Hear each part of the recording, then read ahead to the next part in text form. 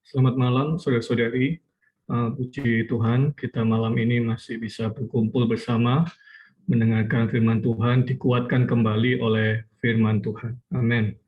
Sebelum saya memulai sharing atau memulai pemberitaan firman untuk malam ini, izinkan saya share satu ayat yang hari ini benar-benar memberkati saya, menguatkan saya, yaitu di Nehemia pasal 4 ayat 14 ya.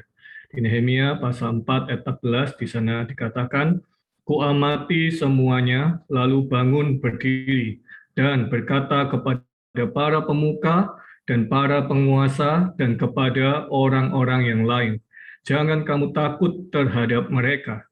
Ingatlah kepada Tuhan yang maha besar dan dahsyat, dan berperanglah untuk saudara-saudaramu, untuk anak-anak lelaki dan anak-anak perempuanmu, untuk istrimu dan rumahmu." Amin. Saudari, di Nehemia pasal 4, di sana dikatakan bahwa ada seorang yang ada banyak orang yang mengganggu Nehemia dan bangsa Israel yang sedang membangun tembok. Ya, lalu Nehemia mengamati semuanya itu, lalu Nehemia berkata, "Jangan kamu takut terhadap mereka. Ingatlah kepada Tuhan yang maha besar dan dahsyat, dan berperanglah untuk saudara-saudaramu, anak-anak lelaki, anak-anak perempuanmu, untuk istrimu dan rumahmu." Amin. Ayat ini saya sharingkan lebih dahulu untuk menguatkan saudari di masa pandemi ini. Saudari, hari ini kita banyak mengamati banyak hal, mengamati berita pandemi, mengamati sosial media pandemi, semuanya seakan-akan banyak pandemi. Saudari, dan membuat kita ciut, khawatir, takut. Saudari, Nehemia pasal 4 ayat 14 berkata, "Janganlah kamu takut." Amin. Janganlah kamu takut. Lalu di sana dikatakan, ingatlah kepada Tuhan yang maha besar dan dahsyat. Amen. Ingatlah kepada Tuhan yang maha besar dan dahsyat. Saudari, melihat pandemi semakin takut ya. Oh, tapi kita perlu mengingat kepada Tuhan yang maha besar dan dahsyat. Amin. Bahkan ayat ini tidak berhenti sampai di sini. Bukan hanya ingat Tuhan, tetapi juga perlu berperang. Amen. Berperang untuk saudara-saudaramu, untuk anak-anak lelaki, anak-anak perempuanmu, untuk istrimu dan rumahmu. Berperang di sini bisa kita artikan adalah berdoa.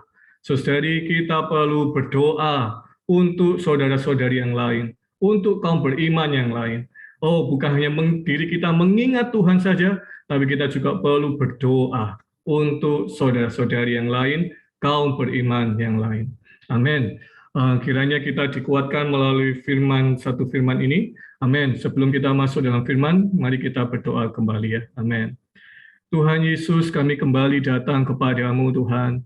Oh Tuhan, kami adalah manusia yang rapuh, getas. Tuhan, kami sungguh perlu dirimu. Kami sungguh perlu perkataanmu. Tuhan, perkataanmu tidak pernah berubah. Langit bumi akan berubah, tapi perkataanmu tetap hingga selama-lamanya. Engkau sendiri pun tetap sama Tuhan, baik hari ini, oh kemarin dan akan, dan Kau tetap sampai selama-lamanya. Oh Tuhan, karena itu kami sungguh perlu perkataanmu, kami perlu dirimu Tuhan. Kami buka segenap diri kami malam ini kepadamu. Oh, infuskan dirimu, salurkan dirimu, oh Tuhan, ke dalam diri kami. Oh Tuhan, kuatkan kami, dapatkan kami, teguhkan kami kembali. Tuhan Yesus, terima kasih, berkati firman-Mu. Terpujilah Engkau Tuhan. Haleluya. Amin. Amin. Saya izin share screen.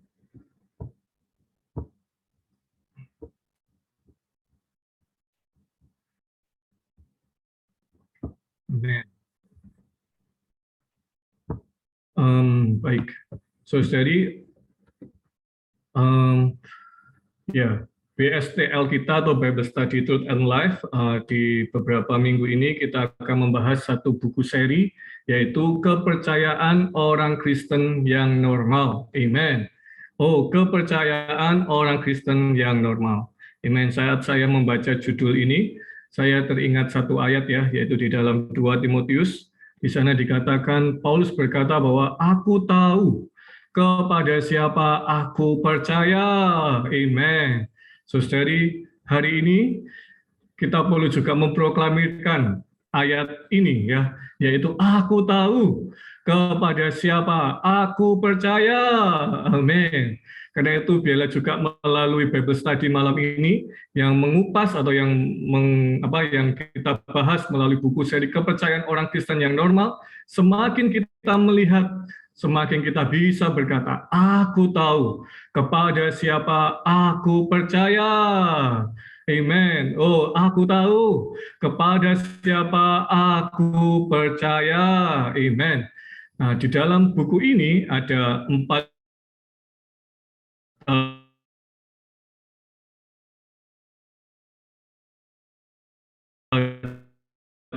di dalam buku seri Kepercayaan Orang Kristen yang Normal ini ada 4 buku ya. Yang pertama, buku yang berjudul Kristus dan Kekristenan. Di minggu yang lalu kita sudah memasuki 2 bab dari buku Kristus dan Kekristenan ini, yaitu dengan judul ke minggu lalu Kristus dan Doktrin. Malam hari ini kita akan juga memasuki 2 bab terakhir di dalam buku Kristus dan Kekristenan ini, yaitu saya membuatnya dengan satu topik, yaitu Kristus menjadi hayat manusia. Amin.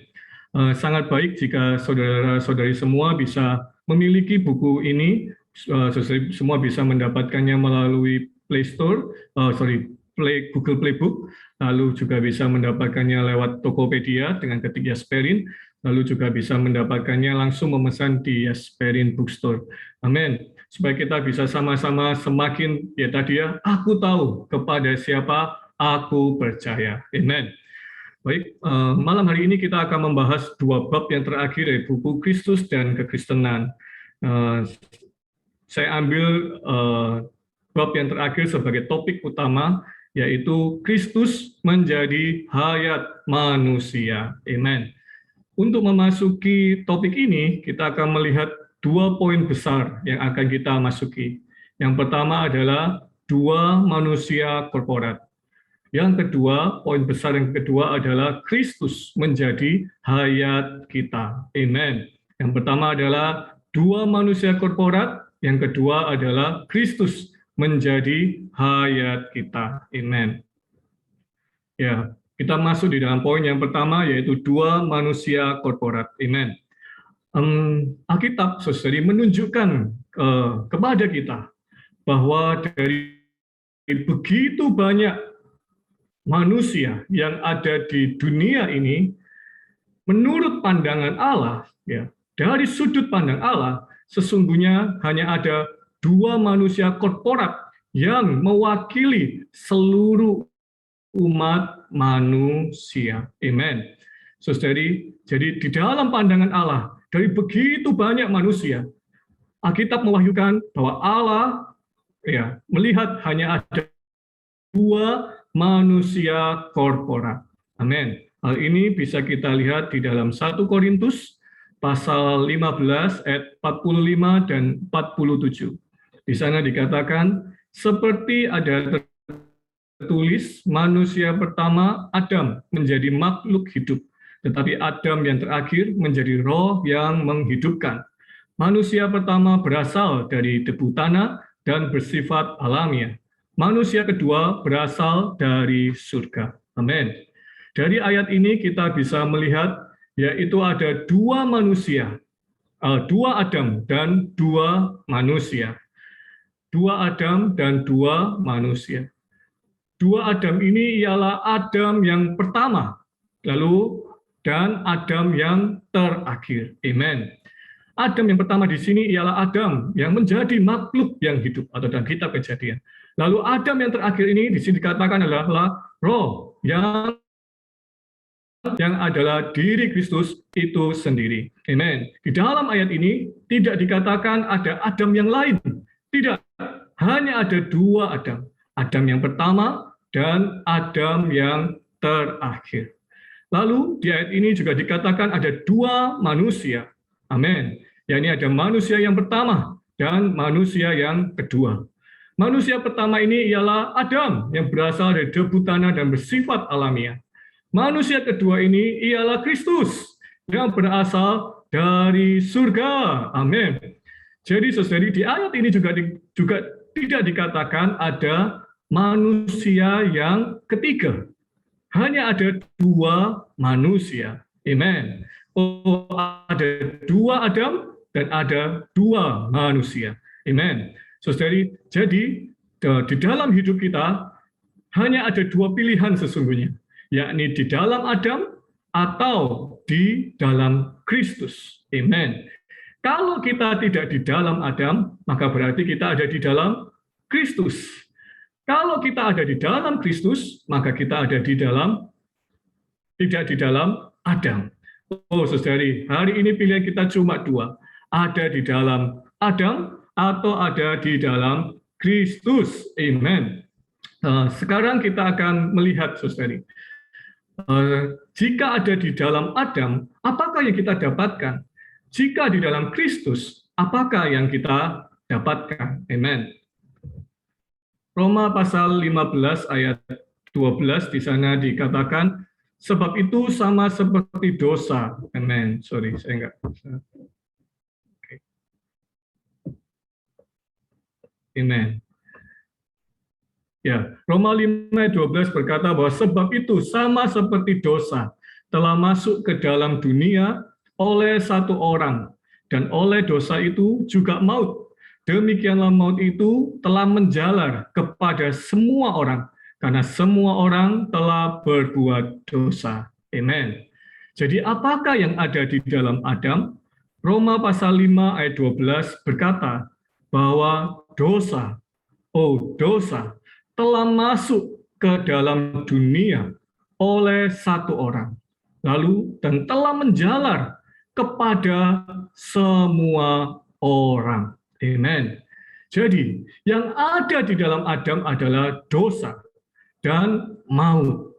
Oh, saudari, inilah yang ada di dalam Adam. Amen. Lalu pertanyaannya, siapa sajakah yang ada di dalam Adam? Roma 5 ayat 14 berkata, sungguh pun demikian, maut telah berkuasa dari zaman Adam sampai kepada zaman Musa, juga atas mereka yang tidak berbuat dosa, dengan cara yang sama seperti yang telah dibuat oleh Adam. Amen. Ayat ini dikatakan bahwa maut telah berkuasa, ya, dari Adam sampai kepada zaman Musa, juga atas mereka yang tidak berbuat dosa. Saudara-saudari, ini menunjukkan bahwa apa? Yang tidak berbuat dosa itu mungkin kita berkata adalah orang yang baru lahir. Orang yang baru lahir, yang tidak berbuat dosa. Oh, saudara, sesungguhnya ayat ini menunjukkan bahwa juga ada di dalam Adam. Amen. Oh, saudari, saya ya adalah orang yang lahir di dunia ini. Maka saya otomatis ada di dalam Adam. Oh, saya ada di dalam Adam. Dan apa yang ada di dalam Adam, yaitu dosa dan maut.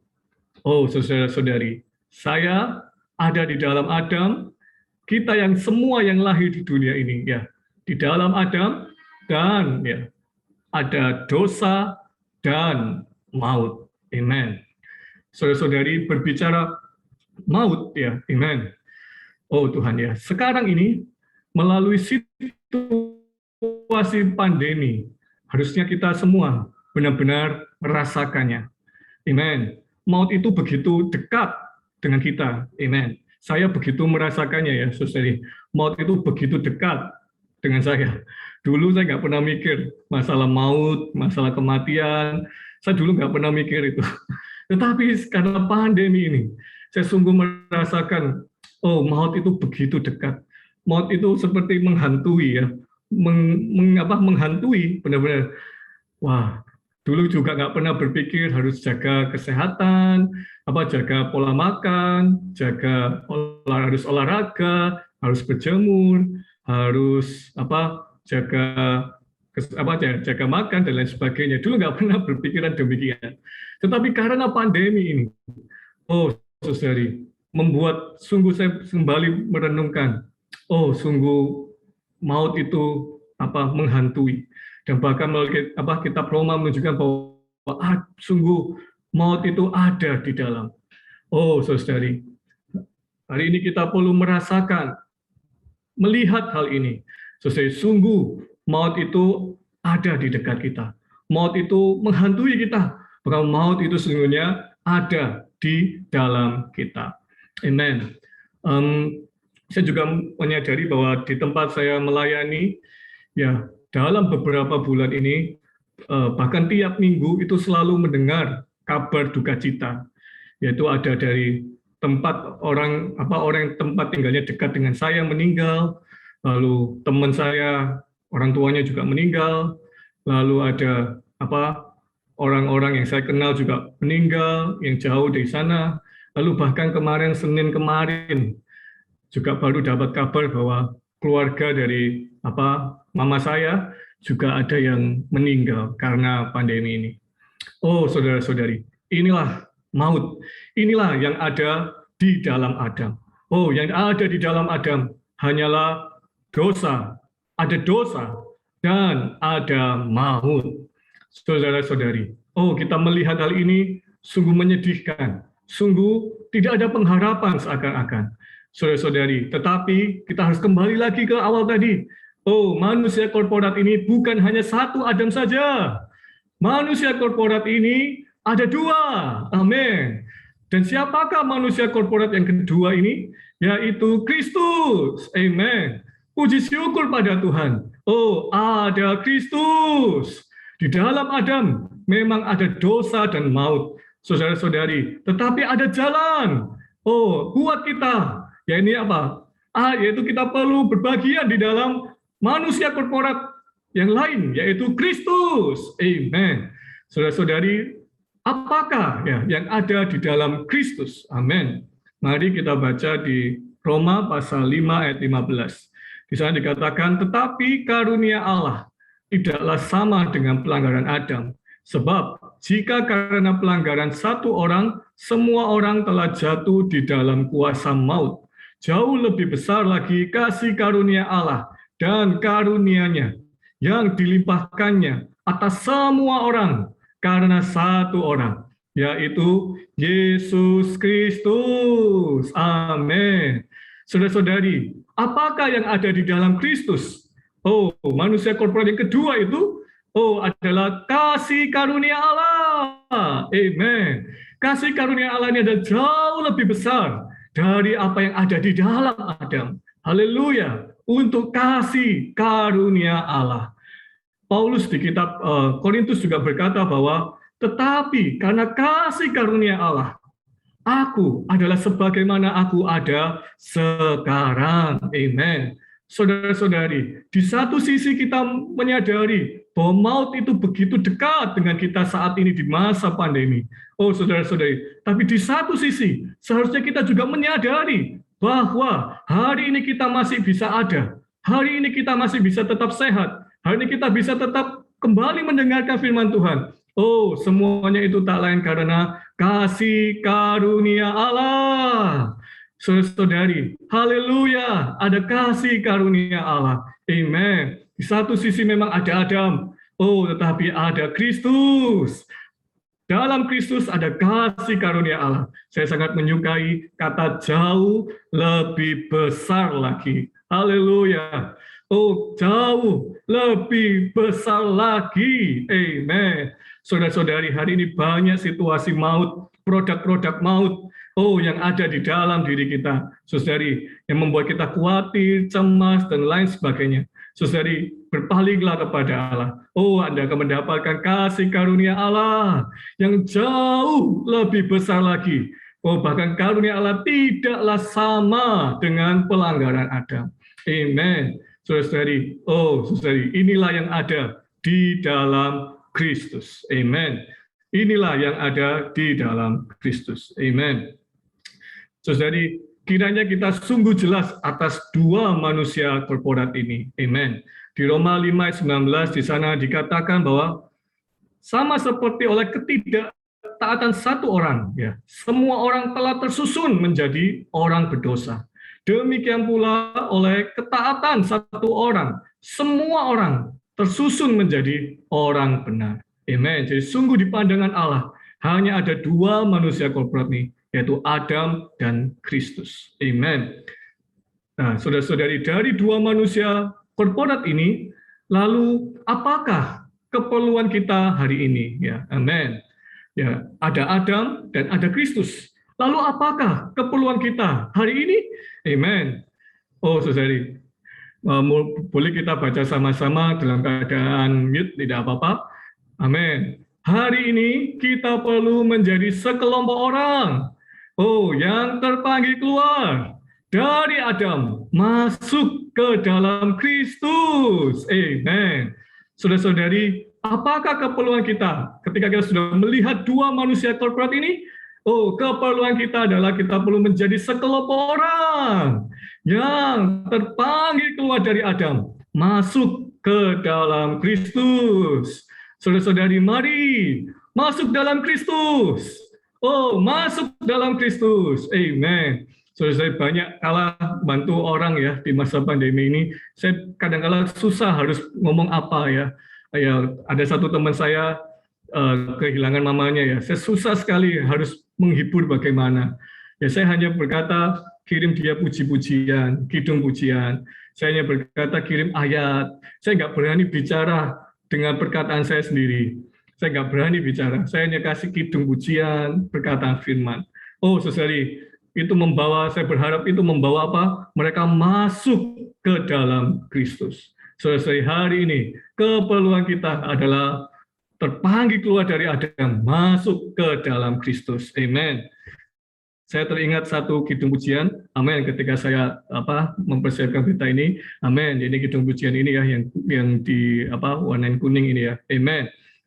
Kini ku dalam Kristus, terlepas dari Adam yang lama, jadi baru, jadi milik surga, puji Dia ku telah beroleh kurnia, dapat hidup sentosa, puji Dia kini ku dalamnya. Izinkan sekali lagi ya, kini ku dalam Kristus, terlepas dari Adam yang lama, jadi baru, jadi milik surga, puji Dia ku telah beroleh kurnia, dapat hidup sentosa, puji Dia kini ku dalamnya. Haleluya, amen. Puji Dia, ku telah beroleh kurnia, dapat hidup sentosa, puji Dia kini ku dalamnya. Haleluya, saudara-saudari, kita perlu banyak-banyak nyanyi kidung ini ya, yang saudara-saudari yang mungkin tahu. Aku kini dalam Kristus, aku terlepas dari Adam, yang lama jadi baru, jadi milik surga. Dan kita penuh pujian ya terhadap Dia. Amen. Saudari, bukankah juga ketika kita terpanggil keluar dari Adam masuk ke dalam Kristus, bukankah ini juga yang disebut gereja? Ya, amin. Ya, saudari, inilah yang dimaksud dengan gereja. Kita masuk ke dalam Kristus, kita bersatu dengan Kristus, kita menjadi gereja, dan Kristus menjadi ruang lingkup hidup kita. Amen. Haleluya. Amen. Saudari, sungguh kita di luar Kristus, kita bukan siapa-siapa. Dan tadi dikatakan, jika kita di luar Kristus, maka otomatis kita ada di dalam Adam. Amen. Oke, saudara, sekarang kita akan masuk ke poin yang kedua. Amen. Bagaimana kita bisa ada di dalam Kristus? Poin yang kedua adalah Kristus perlu menjadi hayat kita. Amen. Kristus harus menjadi hayat kita. Amin. Kristus menjadi hayat kita adalah hal yang mendasar, hal yang penting dan praktis di dalam hidup kita. Saudara, kita tidak bisa melewatkan hal ini. Bahkan di buku ini dikatakan, bahkan kalau kita membaca Alkitab dengan cermat, maka kita akan menemukan bahwa Alkitab menekankan masalah atau perihal hayat ini. Amen. Saudari, berbicara tentang hayat, ya, amin. Hayat itu bukanlah masalah pengajaran, ya. Hayat bukanlah masalah pengajaran. Hayat berhubungan dengan ekspresi, ciri-ciri atau penyataan yang khas. Amin. Kita bisa ambil contoh kita bisa ambil contoh burung, ya. Amin. Burung tentu memiliki hayat, ya, memiliki hayat karena dia hidup. Burung memiliki hayat, dan karena dia memiliki hayat, maka dia juga memiliki ekspresi, ciri-ciri, ya, yaitu apa? Yaitu burung ini bisa terbang di udara, ya, amin. Lalu yang kedua, contoh yang kedua, ikan. Ikan juga memiliki hayat, Karena dia memiliki hayat, maka dia juga memiliki ekspresi, ciri-ciri, yaitu apa? Ikan bisa berenang di dalam air, ya, amen. Jadi saudara-saudari, burung dan ikan ini sama-sama memiliki hayat, ya. Tetapi ekspresi yang dinyatakan itu berbeda-beda. Burung terbang di udara, ya. Tidak mungkin burung itu bisa berenang, ya, di dalam air, ya. Tidak mungkin, ya. Tidak mungkin seekor burung itu bisa berenang di dalam air. Begitu juga ikan, ya. Ikan itu berenang di dalam air. Tidak mungkin dia tiba-tiba terbang, ya, terbang di udara, ya, amin. Jadi saudari, hayat itu jadi burung dan ikan itu sama-sama memiliki hayat, tetapi ekspresi dari mereka itu berbeda-beda. Tidak mungkin juga, ya, seekor burung ini diajarin, ya, dilatih, ya, ayo kamu berenang, ya, dicelupin gitu, ya, kalau dimasukin ke dalam air, ya, lalu dia bisa berenang. Nggak mungkin juga. Saudari, karena hayat bukanlah masalah pengajaran. Hayat, saudari, bukanlah masalah pengajaran. Hayat berhubungan dengan ekspresi, ciri-ciri, atau penyataan.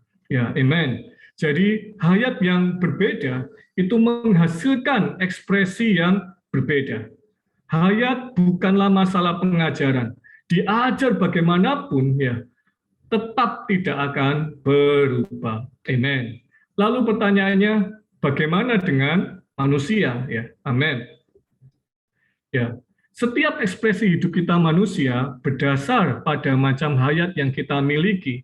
Ingin mengubah ekspresi hidup manusia, haruslah mengubah hayatnya dulu. Amin. Ya, saudara, sama seperti yang tadi sebelumnya dikatakan, ya, amin.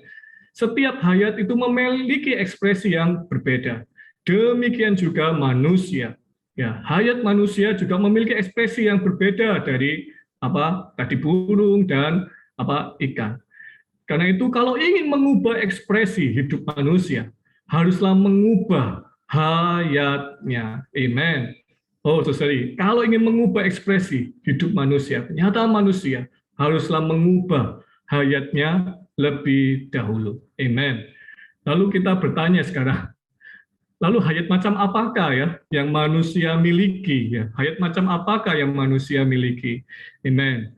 Mari kita baca di Roma 7 ayat 18, di sana dikatakan, sebab aku tahu bahwa di dalam aku, yaitu di dalam aku sebagai manusia, tidak ada sesuatu yang baik. Amen. Di dalam aku sebagai manusia, tidak ada sesuatu yang baik. Sebab kehendak memang ada di dalam aku, tetapi bukan hal berbuat apa yang baik. Amen. Saudara-saudari, Roma 7:18 berkata, di dalam aku sebagai manusia. Paulus berkata, ya, ini, ya, di dalam aku sebagai manusia, tidak ada sesuatu yang baik. Oh, saudari, tidak ada sesuatu yang baik. Ada satu kisah, ada dua orang kawan berjalan, ya, lalu di tengah jalan satu kawannya bercerita, tiba-tiba mengungkapkan, menyatakan, ya, satu penyataan. Wah, alangkah bagusnya, ya, kalau hati manusia, pikiran manusia itu bisa dilihat, ya, terbuka gitu, ya, bisa dilihat, bisa terbuka. Wah, ya, dia karena kita bisa lihat semuanya, ya kan, bisa lihat semuanya. Ya, ini menurut satu kawan ini ya. Lalu kawannya yang lain merespon ya, wah, kalau nanti apa dibuka ya, hati manusia dibuka, pikiran manusia dibuka, wah, kita sungguh akan sukses sebaliknya ya. Orang itu pada nggak mau dibuka hatinya, pikirannya ya. Saudara-saudari, benar tidak? Karena kalau dibuka hatinya, dibuka pikirannya, wah, semuanya tersingkap, apa tidak ada sesuatu yang baik. Contoh yang sederhana ya, saudara-saudari, HP ya, HP, gadget ya. Kita semua pasti punya HP, kita pasti semua punya gadget. Gadget ini sudah bisa jadi apa ya, sebagian dari diri kita ya, sebagian dari diri kita. Ya, sebagian dari diri kita. Kalau HP itu aja, kalau diambil apa, dipinjam sama anak atau dipinjam sama teman, dipinjam sama rekan kerja atau rekan yang lain, kita pasti sudah langsung put, gitu. Diambil HP-nya, direbut HP-nya, di apa? Langsung dikejar, ditangkap orang tidak kok bisa diambil HP-nya. Padahal bukan maksudnya nyuri ya, tapi langsung diambil HP-nya ya. Wah, supaya mengapa kok langsung diambil HP-nya? Ya, pasti di dalamnya ada ya sesuatu ya, pasti di dalamnya ada sesuatu. Oh, saudari, itu baru HP ya, baru gadget. Saudari, belum hati, belum pikiran. Wah, saudari, kalau dibuka fair-fairan ya, saya sih fair ya, pasti di dalam saya pasti akan terlihat semua. Tidak ada sesuatu yang baik. Oh, saudari, inilah hayat manusia. Di dalam manusia, di dalam hayat manusia, tidak ada sesuatu yang baik. Hayat manusia itu jahat. Tidak ada sesuatu yang baik. Amen. Lalu mungkin lalu di ayat selanjutnya dulu, di sana dikatakan Yeremia 13 ayat 23, dapatkah orang Ethiopia mengganti kulitnya atau macan tutul mengubah belangnya? Masakan kamu dapat berbuat baik, hai orang-orang yang membiasakan diri berbuat jahat? Amin. Hari ini mungkin banyak orang mengira, oh, aku masih bisa kok ya diubah ya menjadi baik ya. Diubah kok menjadi baik, aku masih bisa ya. Amin. Tapi Yeremia 13 ayat 23 berkata, dapatkah orang Ethiopia mengganti kulitnya atau macan tutul mengubah belangnya? Saudara-saudari, ini menunjukkan meskipun ada banyak perbuatan baik, meskipun ada banyak perubahan tingkah laku yang di luaran, saudara-saudari, tetap saja di dalam diri manusia, oh, hayat itu adalah tidak ada sesuatu yang baik. Amin. Ya, saya menyadari hal ini. Ya, apa? Ketika ada satu orang tadi sore ya, atau ya tadi sore ada satu orang yang menelpon saya ya. Saya ini bukan pelayanan duka ya, bukan pelayanan duka, tapi ada satu orang itu telepon saya, pengen apa minta info tentang krematorium di satu tempat begitu ya. Lalu saya punya nomornya, saya kasihlah ke orang tersebut yang minta ya kan. Nah, lalu selang beberapa hari, ya yaitu hari ini, oh iya saya mau tanya pelayanan di krematorium di sana itu gimana? Bagus, baik atau kurang ya? Begitu ya kan. Saya tanya, soalnya saya belum pernah ke sana ya, belum pernah di krematorium sana. Lalu saya tanyalah, saya WA ya, saudara bagaimana pelayanan di sana ya. Lalu dia kirim video, kirim video suasana krematorium di tempat itu ya, suasana di krematorium di tempat itu. Lalu apa? WA lanjut sudah kirim video, WA lagi, yang isinya adalah mengungkapkan perasaannya ya, mengungkapkan perasaannya yang marah-marah. Dan saya pun juga kena semprot ya, dan saya pun juga kena marah ya. Wah, kok coba bagi, nggak pernah, kok kamu nggak nginfokan ya, kok kamu nggak nginfokan kalau di tempat ini nggak dapat pelayanan ini, nggak dapat pelayanan ini, ya kan? Saya sebenarnya pengen pengen bales ya. Dia orangnya telepon ya, waktu itu habis chat itu dia telepon saya. Dia ngomong, kamu kok gak kasih tahu ya pelayanan ini gini gini gini gini ya. Sebenarnya saya pengen bales ya kan. Ya gimana ya, saya pengen marah juga, pengen balas, pengen marah balik ya. Tetapi ya di dalam saya rasanya eh, tidak rasanya eh, ya tidak, ya sudahlah, saya karena orangnya lebih tua daripada saya, ya sudahlah, saya eh, diam aja lah. Ya diam saja ya. Tapi ya kan di dalam saya sebenarnya jengkelnya Mas ampun ya. Jengkelnya marah ya. Bahkan tadi tidak sengaja itu di loudspeaker, istri saya dengar juga, loh kamu kan harusnya bisa ngomong, bukan kamu harusnya ya kan, dan lain sebagainya, yang ngurus itu ya. Maksudnya kalau itu tanya ke pelayanan yang lain dan sebagainya, udahlah ya kan, udahlah. Tapi di dalam tetap aja marah, tetap aja jengkel ya. Oh, saudari, meskipun di luaran saya kelihatannya nggak marah, baik-baik aja, udahlah ya. Tapi saya mengakui di dalam saya, oh saudari, tidak ada sesuatu yang baik. Jengkel, marah, amin. Oh saudari, ya kita sungguh perlu melihat hal ini, mengakui hal ini, amin. Ya juga ada satu kisah, amin. Amin. Amen. Ya, juga ada satu contoh yang sangat baik, apa tentang ada dua orang yang berjalan ya, ada dua orang yang berjalan, lalu tiba-tiba mereka lapar, lalu dia mencari makanan ya, warung dan lain sebagainya, tidak ketemu ya, lalu dia menemukan satu pohon, yaitu buah pir ya, seperti ini, menemukan pohon pir dan ada buahnya di sana. Nah lalu wah, dilihat di luaran ya, wah sangat bagus ya, kalau kita lihat luaran ini, wah sangat bagus ya. Wah, ini sangat nikmat, ini penuh dengan air, rasanya manis dan lain sebagainya ya. Wah, lalu mereka akhirnya memetik buah pir itu dan akhirnya dibelah ya, dibelah lalu mau dimakan ya. Wah, dan ketika dibelah ternyata di dalamnya sudah ada ulatnya ya, sudah ada ulatnya. Saudara-saudari, amen. Sudah ada ulatnya. Oh ya. Tentu mereka bertanya, loh kok aneh ya? Kok aneh ya, padahal di luaran itu tampaknya bagus, nggak ada lubang di kulitnya, ya ada lubang di kulitnya. Sebentar ya, jadi ada hal yang penting. Oke, tidak ada lubangnya, tidak ada lubangnya, ya semuanya kulitnya bagus sekali.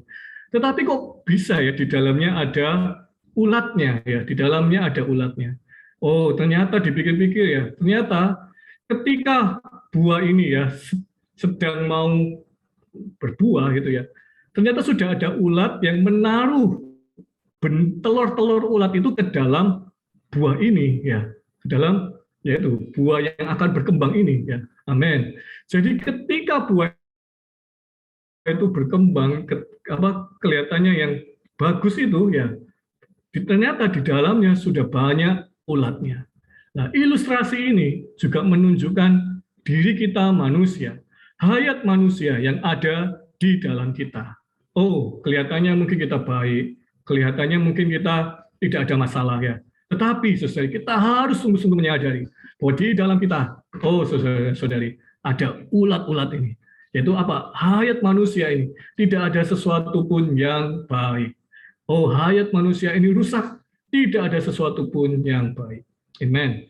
Oke, mari kita boleh baca sama-sama meskipun kita di-unmute. Satu hal yang perlu kita akui bersama, yaitu hayat manusia yang kita miliki adalah hayat yang rusak, jahat, dan tidak bisa diubah menjadi baik. Amen. Mengakui bahwa hayat manusia itu rusak, jahat, tidak dapat diubah, harus diganti dengan yang baru. Amen. Harus diganti dengan yang baru. Merupakan dasar penting dalam kepercayaan Kristiani kita. Amen. Saudara-saudari, kita harus belajar sama-sama mengakui bersama bahwa sungguh hayat manusia ini, oh hayat yang rusak, jahat, dan tidak bisa diubah menjadi baik. Jalan satu-satunya haruslah apa? Diganti. Oh, diganti dengan yang baru. Oh, harus diganti dengan yang baru. Amen. Yaitu Kristus harus menjadi hayat kita. Dan inilah dasar penting dalam kepercayaan Kristiani kita. Amen. Nah, lalu bagaimana hayat ini bisa diganti? Ya. Oh, hayat ini bisa diganti. Ya. Oh, Yohanes pasal 3 ayat 3 memberitahukan kepada kita, yaitu jika seseorang tidak dilahirkan kembali, ia tidak dapat melihat kerajaan Allah. Amin. Saudara-saudari, bagaimanakah hayat manusia ini bisa diganti? Bagaimana Kristus bisa menjadi hayat kita? Oh, perlu dilahirkan kembali. Saudara-saudari, hari ini kita perlu dilahirkan kembali. Amin. Yohanes 3 ayat 6 juga berkata, apa yang dilahirkan dari daging adalah daging, dan apa yang dilahirkan dari roh adalah roh. Amen. Saudari, sungguh kita bagaimana bisa menggantikan hayat manusia ini, jalan satu-satunya perlu dilahirkan kembali. Amen. Sebagai ini slide yang terakhir, kita boleh baca sama-sama meskipun di mute. Amen. Berbahagialah orang yang hilang harapan terhadap hayat mereka sendiri, karena telah ada hayat Allah tersedia bagi mereka. Terhadap orang yang puas dengan hayat mereka sendiri, Kristus tidak dapat berbuat apa-apa. Ia tidak pernah membantu Anda memperbaiki hayat Anda sendiri. Yang Allah inginkan adalah Anda dilahirkan kembali dan mengganti hayat Anda. Itulah cara penyelamatan Kristus. Amen. Saudara-saudari, hari ini kiranya melalui firman malam ini, kita sungguh-sungguh benar-benar nampak, oh, aku ada di dalam Adam. Oh, di dalam Adam, ya kita juga berbagian hayat manusia kita, oh, tidak ada sesuatu yang baik. Hayat manusia rusak, jahat. Oh, saudara-saudari, kita perlu menyadari hal ini. Oh, saudara-saudari, lalu kita juga perlu nampak bahwa yang Allah inginkan adalah kita dilahirkan kembali, mengganti hayat kita.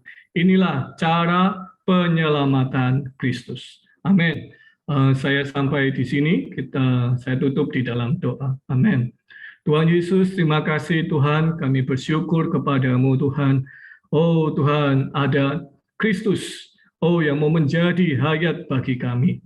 Tuhan Yesus, Engkau mau menjadi hayat bagi kami, menggantikan, oh Tuhan, hayat kami yang rusak. Tuhan Yesus, karena itu kami juga mau bekerja sama, menyadari hayat kami tidak dapat diubah lagi. Kami mau dilahirkan kembali, menerima dirimu masuk ke dalam kami. Oh Tuhan Yesus, karena di dalam Kristus, oh ada karunia, kasih karunia Allah. Oh Tuhan, di dalam Kristus ada kebaruan. Terima kasih Tuhan, terpujilah Engkau. Haleluya, amin. Saya kembalikan ke moderator ya. Amin. Amin. Puji Tuhan, saudara-saudari, kita sudah mendengarkan pemaparan ya, saudara-saudari, mengenai topik hari ini dengan sangat baik. Jika ada pertanyaan, boleh dituliskan di kolom chat atau boleh chat langsung juga ke saya atau saudara Kenny. Di sini ada saudara Irfan, saudara Hansen ya.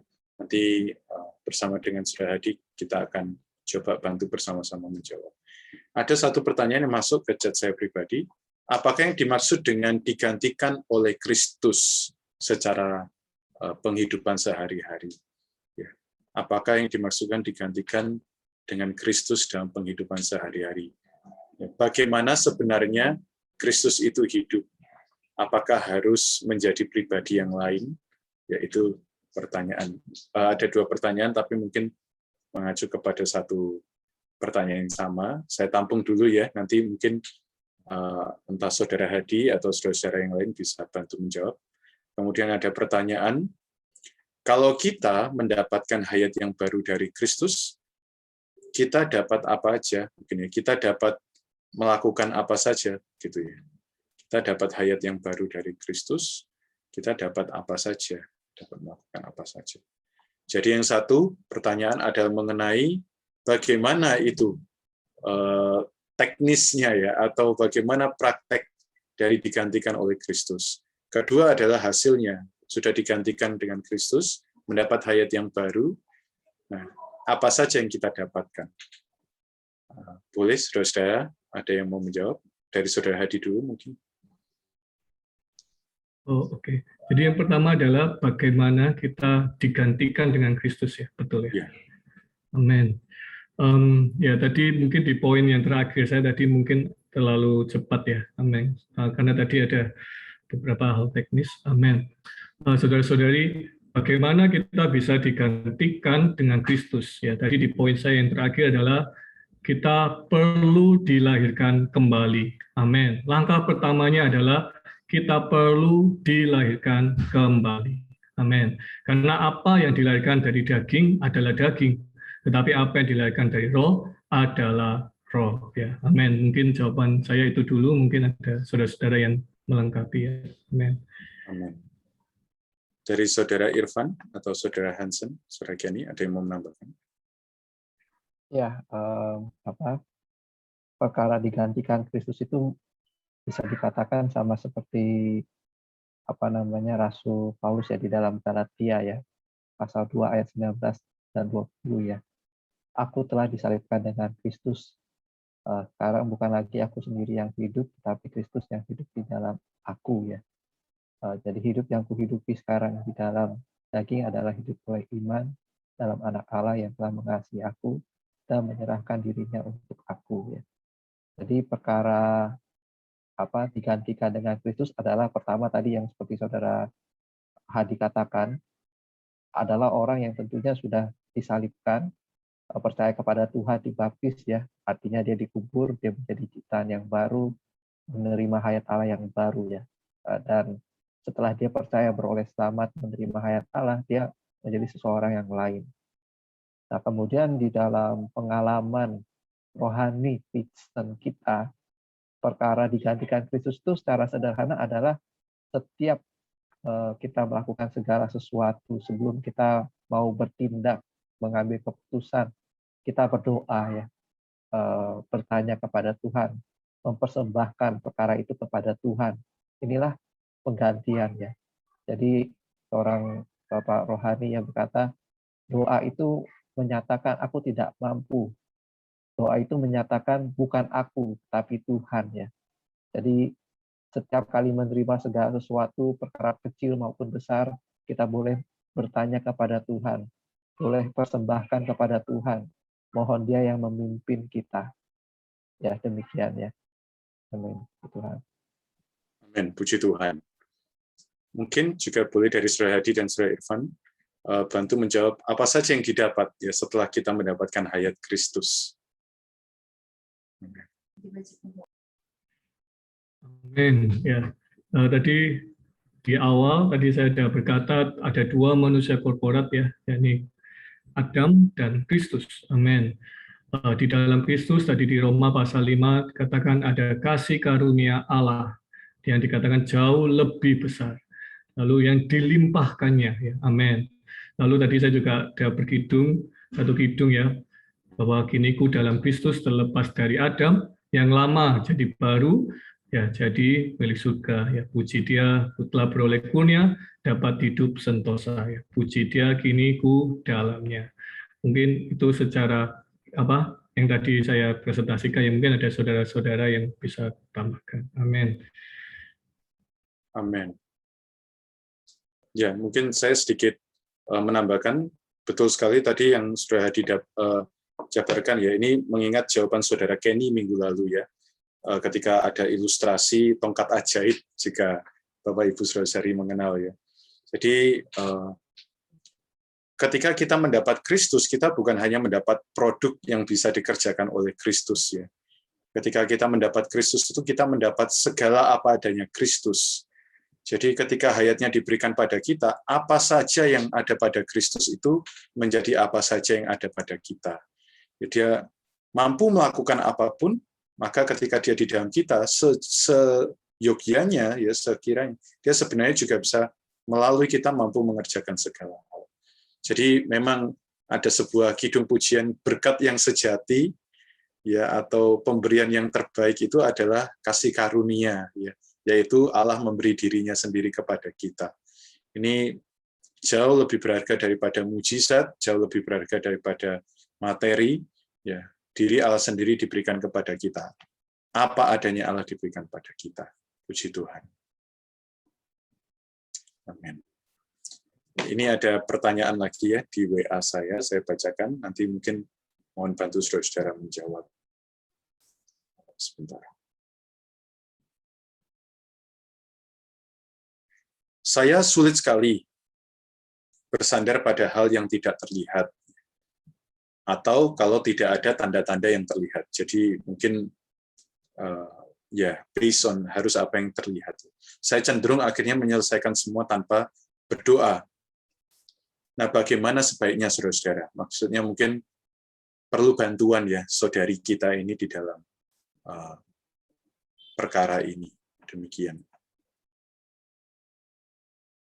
Kemudian ada pertanyaan kedua, mungkin sekalian ditampung ya, sambil mungkin bisa dipersiapkan. Kelahiran kembali dan mengganti dengan hayat Kristus itu apakah sebuah proses atau terjadi dalam sekejap mata? Ya, itu yang kedua. Kelahiran kembali dan pergantian hayat Kristus itu adalah sebuah proses atau terjadi dalam sekejap mata. Kemudian pertanyaan mengikuti, setelah menerima hayat Kristus, apakah hayat Adam bisa kembali lagi? Demikian. Mungkin dari saudara Kenny, nanti saudara Hadis melanjutkan. Pertanyaan pertama tadi adalah apa yang karena melihat ya? Iya, betul. Oke, baik saudari, ketika kita berbicara ya, memang setiap orang itu punya punya problem, punya keterbatasan, punya sesuatu yang dia imanin ya kan. Sehingga ketika saudari ya, tadi saudari yang bertanya, dia sulit untuk mempercayai segala yang tidak terlihat, maka sering kali melakukan segala sesuatu itu dengan kekuatan sendiri. Ya. Saudari, sebenarnya ini tidak ada caranya. Sebenarnya kita sendiri pribadi mengerti bagaimana mengalami apa yang tidak kelihatan ini. Saya ambil contoh secara fisik saja. Mata kita tidak bisa melihat yang namanya udara. Betul nggak, saudari? Kita tidak bisa melihat oksigen, tetapi kita bisa menerimanya, kan? Betul nggak? Kita nggak bisa melihat ada angin. Coba, siapa yang bisa lihat angin?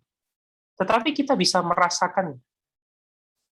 Jadi sebenarnya adalah kita seringkali tidak bisa mempercayai perkara-perkara rohani karena kita menggunakan organ yang salah.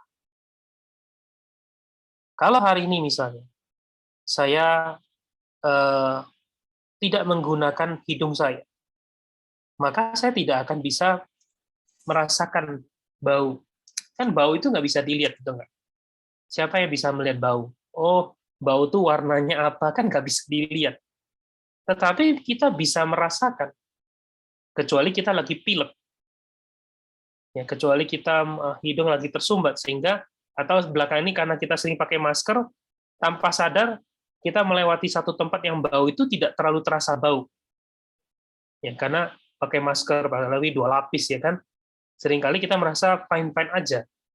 Ya, tetapi saudari, kalau kita buka, lalu menggunakan panca indera atau organ yang tepat, kita bisa merasakan. Demikian juga perkara rohani, saudara. Untuk memahami Kristus, untuk mengenal Allah, maka kita perlu menggunakan organ yang tepat. Dan organ yang tepat itu bukan dengan mata fisik. Tuhan menciptakan manusia itu terbagi menjadi 3 bagian. Ada tubuh, ada jiwa, dan ada roh. Untuk mengenal hal-hal yang fisik, memang kita perlu tubuh kita. Karena itu ada mata, ada hidung, ada telinga, dan sebagainya.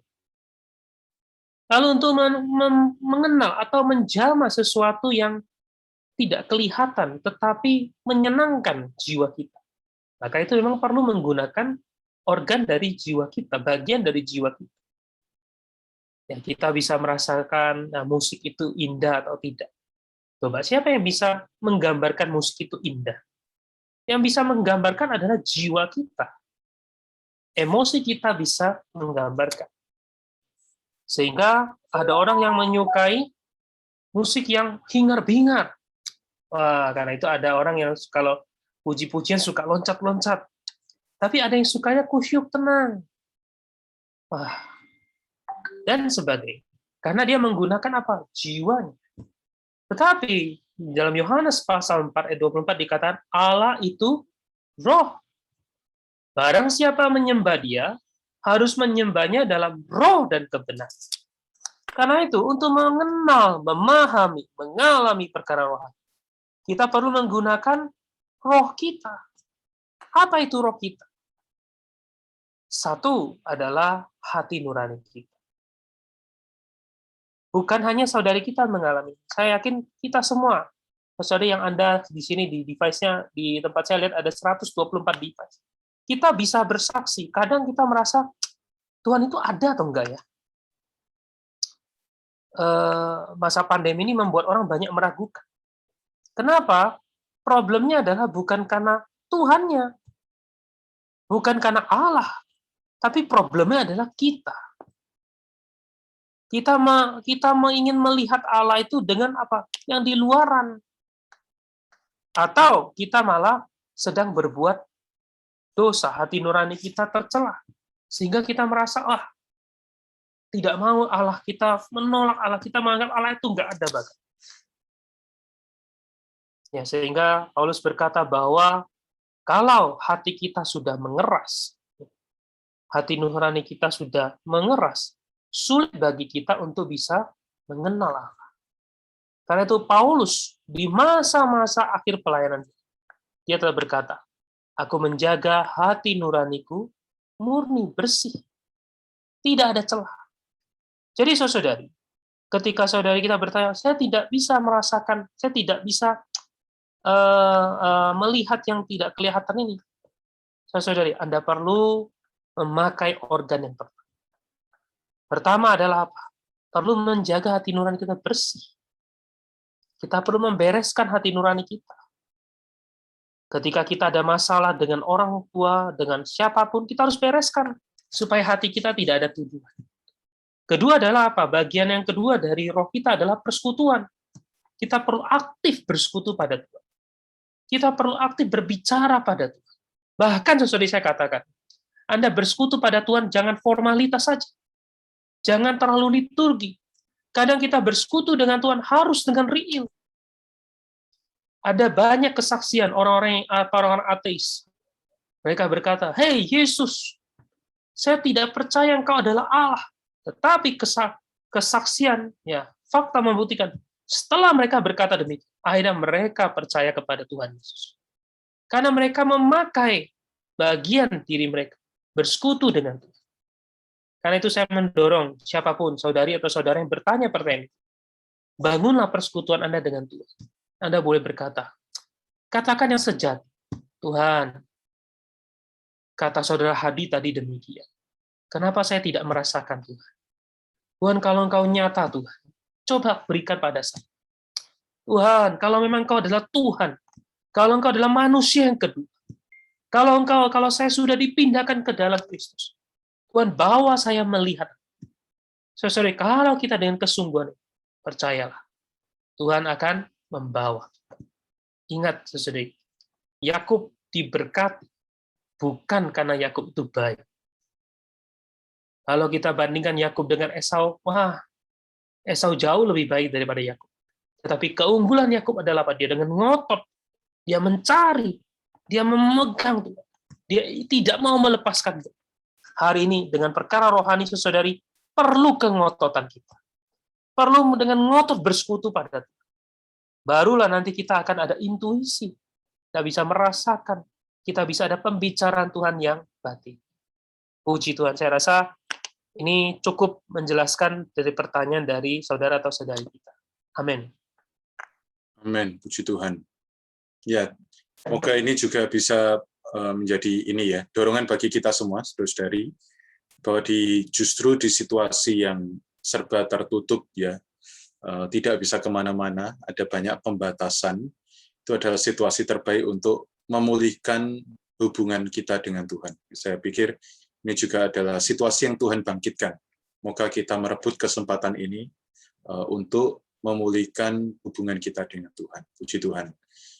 Untuk pertanyaan yang kedua, Saudara Hadi bisa menjawab. Yang tadi yang mungkin saya menambahkan sedikit satu ayat saja yang selalu menguatkan saya ketika ya banyak situasi seakan-akan kok Tuhan ini nggak hadir dan lain sebagainya. Saya teringat di satu ayat 1 Petrus pasal 1 ayat 8 ya.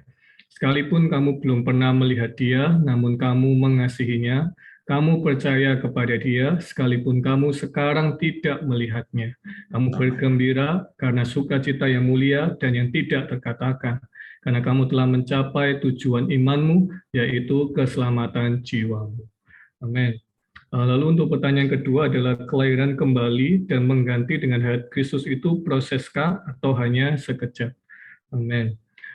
Kelahiran kembali ini namanya kelahiran kembali ya, saudara-saudari. Kelahiran kembali itu berarti dilahirkan ulang ya, dilahirkan ulang. Sama seperti seorang bayi ya, sama seperti seorang bayi. Jadi ketika seorang bayi itu lahir, maka dia sudah memiliki hayat ya, memiliki hayat.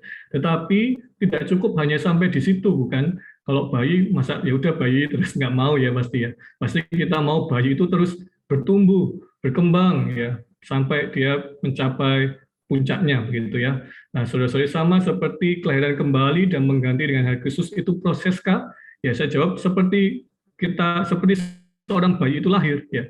Ketika kita dilahirkan kembali, maka kita juga menerima hayat Kristus itu masuk ke dalam kita. Tetapi tidak berhenti hanya sampai di situ. Tadi Ko Irfan juga sudah menyampaikan ya. Itu kita perlu terus hidup menurut hayat Kristus ini yang ada di dalam diri kita ya. Amin. Sampai kita mencapai puncaknya ya, sampai kita mencapai puncaknya. Mungkin itu. Amin. Amin. Puji Tuhan. Apakah ada pertanyaan lagi dari saudari atau ada yang mau menambahkan perkara kelahiran kembali ini? Atau dirasa sudah cukup? Saya rasa tadi jawaban Saudara Hadi sangat lengkap ya. Amin. Puji Tuhan. Saudara Irfan menambahkan ayat. Silakan Saudara Irfan. Iya, tadi tiba-tiba ada telepon mengenai COVID ya. Jadi ya tadi pertanyaan mengenai apa yang didapatkan ya, hayat yang didapatkan, kemudian kelahiran kembali. Saya ingat ayat yang saya post di chat ya. Jadi 1 Petrus 1 ayat 3 sampai 4. Ya di sana memberitahu ya bahwa karena rahmat Tuhan yang besar, Dia telah melahirkan kita kembali melalui kebangkitan Yesus Kristus ya. Jadi Tuhan sudah mati tersalib bagi kita, Dia juga bangkit bagi kita, dan kita juga mati dan bangkit bersama-sama dengan Dia. Dan ketika kita dilahirkan kembali, di ayat ini dikatakan hayat yang kita dapatkan ini adalah hayat yang penuh dengan pengharapan ya. Jadi kita mendapatkan pengharapan akan kemuliaan ya. Beberapa waktu yang lalu kita juga sempat sharing bahas ya, kita ditentukan kepada kemuliaan di dalam kitab Roma. Kemudian hayat ini membawa kita bisa menerima warisan yang tidak dapat binasa, yang tidak dapat cemar, dan tidak dapat tayu ya, bahkan tersimpan di surga bagi kita. Jadi ini mengacu kepada Allah Tritunggal ya. Kalau misalkan saudara-saudari ada waktu, boleh baca Alkitab catatan kaki ya, versi pemulihan. Wah, di sana dijelaskan cukup panjang ya mengenai warisan ini. Ya, saya rasa demikian karena waktu tidak bisa panjang lebar ya. Amin. Baik, ini mungkin pertanyaan terakhir. Sebenarnya sempat hampir disinggung oleh Saudara Kenny tadi, namun ini saya bacakan lagi supaya menjadi lebih jelas. Tadi Saudara Hadi mengatakan bahwa hayat manusia itu rusak, jahat, tidak bisa diubah. Berarti selama ini berusaha untuk memperbaiki diri itu salah ya. Lantas harus bagaimana caranya? Ya, mungkin bisa sedikit lagi di-clearkan ya, supaya ini bisa benar-benar berkesan malam hari ini. Amin. Oke, ini dulu. Amin. Baik. Saudari, Tuhan tidak berkata kita perlu mengubah diri kita. Tetapi firman Tuhan berkata kita diubah, bukan kita yang mengubah. Maka berarti hayat kita memang pada dasarnya adalah rusak. Dan Allah paling tahu rusaknya bagaimana. Saudara, jangan pernah menganggap, oh saya tahu betapa rusaknya saya. Tidak. Allah lebih tahu rusaknya Anda daripada diri Anda sendiri. Karena itu, manusia kita menunjukkan kita itu seringkali membela diri. Kenapa kita suka membela diri? Karena memang kita tidak tahu betapa rusaknya kita. Betul nggak, saudara? Nah, karena itu firman Tuhan berkata bahwa Allah akan mengubah kita. Dialah yang akan mengubah kita, bukan kita yang mengubah. Nah, karena itu, saudari, ketika kita berusaha untuk mengubah diri kita, maka apa yang rusak tidak akan pernah bisa diubah. Hayat yang telah jatuh, hayat yang rusak tidak akan pernah berubah. Saya ambil contoh, saudari. Sekarang mungkin kalau di kota Jakarta sudah mulai agak susah mencari, kecuali di pinggiran, yang namanya topeng monyet. Ya. Tapi dulu di kota kelahiran saya, wah itu salah satu hiburan sore. Kalau keluar, lalu ada orang yang bawa topeng monyet. Apa yang dikerjakan, yaitu apa namanya, kalau bilang bukan pelatih ya, kalau bahasanya apa ya, ada bahasa yang pas nggak ya, pokoknya pelatihnya lah yang memang pawangnya kita sebut pawangnya itu berusaha ya mengajar, melatih supaya si kera atau monyet ini bisa bersikap sedemikian rupa mirip manusia. Jadi dia menata, menyiapkan pakaian, lalu peralatannya, semuanya diubah berusaha seperti seorang manusia. Sehingga seringkali kita bertepuk tangan. Kita lihat monyet pergi ke pasar, ya kan? Dia ambil keranjang, dia jalan, dia berlenggak-lenggok seperti seorang ibu, ya kan? Wah, kita langsung anak-anak kecil kita bertepuk tangan. Tapi saudara, berapa lama monyet itu bisa seperti itu? Tidak akan lama. Kalau tiba-tiba dia lagi bergoyang, monyet sedang pergi ke pasar, tiba-tiba kamu lempar satu pisang, dia akan lempar tuh keranjang semua, dia lari ambil pisang. Karena memang hayatnya dia adalah hayat yang menyukai pisang. Dia mungkin akan mengambil pisangnya bukan dengan tangan, dengan kakinya. Dia garuk-garuk kepala dengan kakinya. Karena itu adalah hayat dia. Saudari, hari ini juga sama. Hayat manusia kita yang jahat, hayat yang kita dapatkan dari manusia pertama Adam, itu adalah hayat yang rusak. Betapapun Anda mengubah, Anda menatanya, tetap adalah rusak. Sehingga ada orang berkata, oh kita perlu mengasingkan diri, bersemedi. Itu hanya menjauhi masalah, bukan membereskan masalah. Karena sesuai apa adanya kita adalah rusak. Itulah sebabnya jalan satu-satunya adalah Allah memindahkan kita dari Adam ke dalam Kristus. Karena Allah yang paling tahu bahwa di atas diri kita tidak ada yang baik. Karena itu, ketika Nikodemus datang pada Tuhan, Tuhan berkata, tidak ada yang baik selain Allah. Hanya Allah yang baik. Karena itu kita mulai perlu stop memperbaiki diri. Tetapi kita perlu kembali ke dalam Kristus. Kita perlu memperhidupkan Kristus. Kita perlu membiarkan hayat Kristus bertambah, bertumbuh di dalam kita.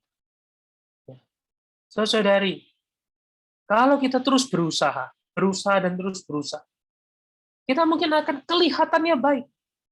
Tetapi sebenarnya kalau kita mau jujur, kita yang paling tahu betapa buruknya. Hari ini banyak orang berusaha memperbaiki diri. Bahkan ada memperbaiki temperamen.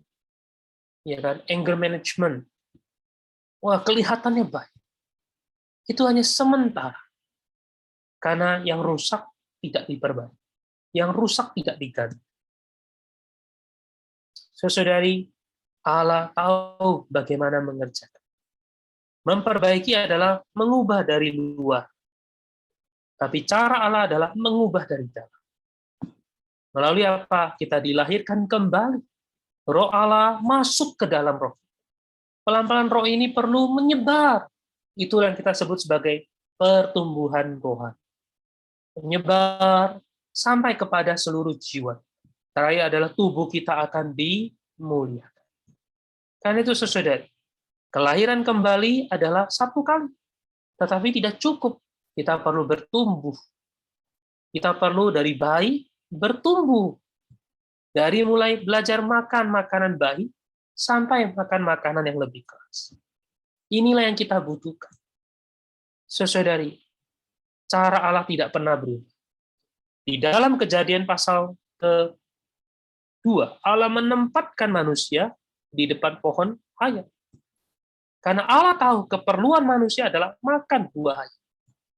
Jadi hari ini, setelah kita dilahirkan kembali, sebenarnya Allah memindahkan kita kepada posisi yang semula.